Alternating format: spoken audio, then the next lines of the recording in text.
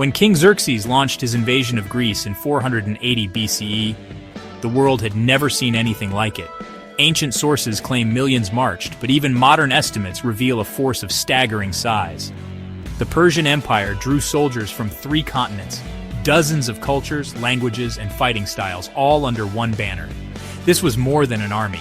It was a moving city, a logistical marvel stretching for miles. Imagine the dust cloud on the horizon, the endless columns of infantry, cavalry, and supply wagons. The Persian navy, with over 1,000 ships, could bridge entire straits. For the small, divided Greek city-states, this was an existential threat. Resistance seemed hopeless. Xerxes commanded limitless resources. Engineers who built bridges across the sea, the wealth of Egypt, the archers of Scythia. The Greeks, by contrast, were a patchwork of small towns and farms, their combined armies dwarfed by Persia's might. This was a true David and Goliath story, with Goliath holding every advantage. Xerxes wanted more than conquest. He wanted to make an example of Greece, to terrify others into submission. Messengers demanded earth and water, symbols of surrender. Many Greeks, seeing the Persian juggernaut, simply gave in. To resist seemed suicidal. Yet, it's this overwhelming disparity that makes what happened next so extraordinary. The stage was set for one of history's most remarkable stories. Before Persia's shadow, Greece was just a map of fiercely independent city-states, over 1,000, each with its own laws, armies, and gods.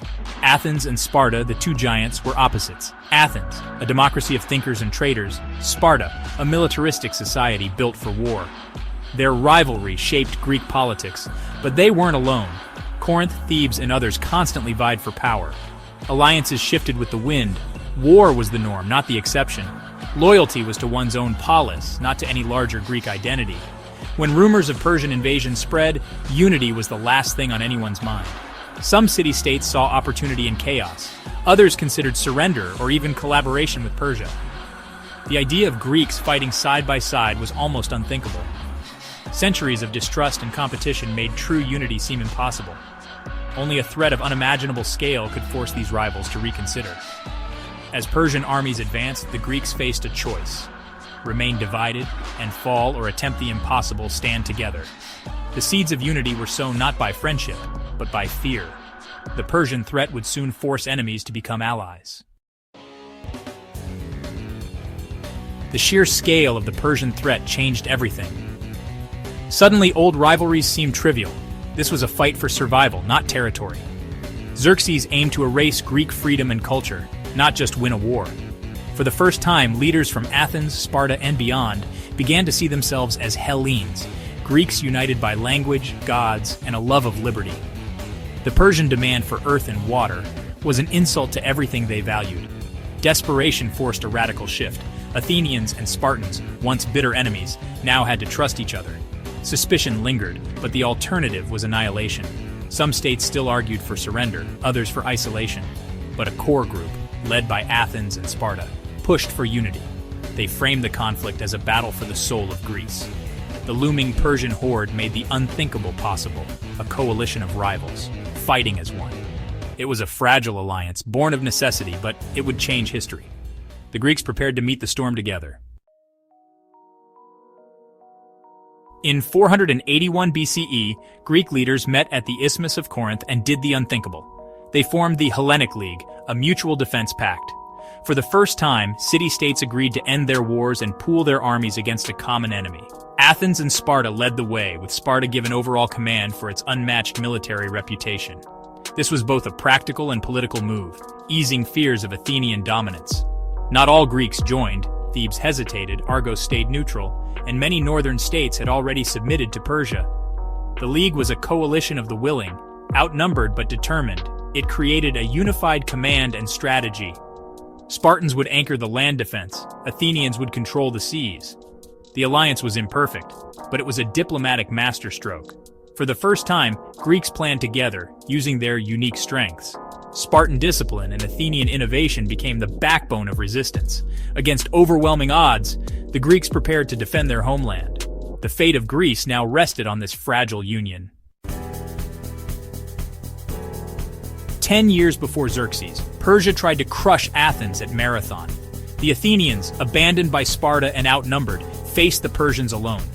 General Miltiades convinced his divided commanders to attack on open ground, trusting in the hoplites' strength. The Greeks charged, their flanks overwhelming the Persians in a brilliant pincer movement. Persian archers and cavalry were useless in the chaos of close combat. The invaders broke and fled, suffering a shocking defeat. Marathon was more than a victory. It shattered the myth of Persian invincibility. Greek morale soared. They now believed the impossible was possible. The battle became legend, proof that free men could defeat a superpower. This triumph set the stage for the coming storm. The Greeks had tasted victory and learned that unity could win the day. The world would soon see if lightning could strike twice. When Xerxes invaded, the Greeks chose Thermopylae, a narrow pass, as their battleground. King Leonidas led 300 Spartans and a few thousand allies to hold the line. For 3 days, they repelled wave after wave of Persian attacks, their discipline and courage legendary. The Persians, including their elite immortals, were stunned by the Greek resistance. Betrayed by a local who revealed a secret path, Leonidas faced encirclement. He dismissed most allies, staying with his Spartans and a handful of others to fight to the last man. Their sacrifice was deliberate, a message to all of Greece. Though Thermopylae was a tactical defeat, it was a strategic and moral victory. The stand bought precious time for Greek defenses and inspired the entire nation.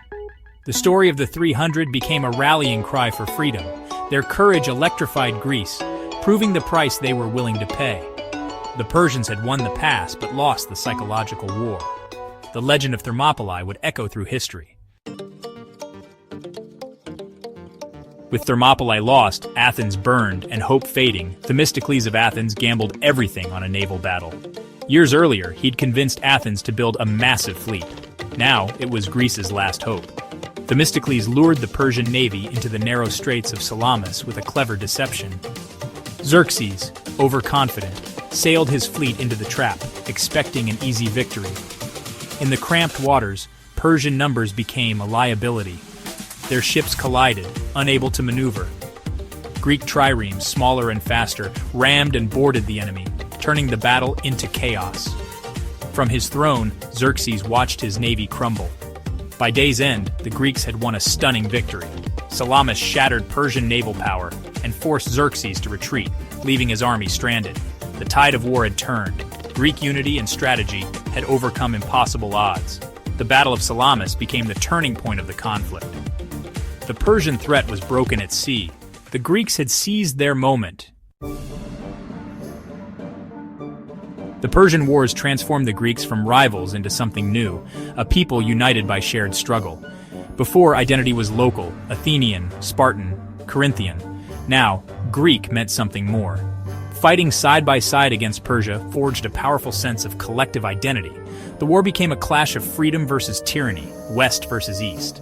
Victories at Marathon, Salamis, and Plataea were seen as proof of Greek values. The aftermath sparked a golden age. Athens flourished, building the Parthenon and nurturing philosophy, drama, and art. The unity of war faded in peace. Old rivalries soon returned, leading to new conflicts like the Peloponnesian War. Yet, the memory of standing together against Persia endured. The idea of Hellas, a united Greek world, became an ideal for generations. The wars left a legacy of courage, creativity, and the belief that unity could achieve the impossible. Even as Greeks fought each other, the legend of their union inspired them. The fire of the Persian Wars forged a new identity. Its glow would light the path of Western civilization. The Persian Wars are more than ancient history. They're a lesson in unity's power. The Greeks, once hopelessly divided, overcame their differences when it mattered most. Their alliance, though imperfect and temporary, changed the course of civilization. Greek victory preserved democracy, philosophy, and the idea of individual liberty. Had Persia triumphed, the world might look very different today. The stories of Marathon and Thermopylae still inspire courage and resistance against overwhelming odds.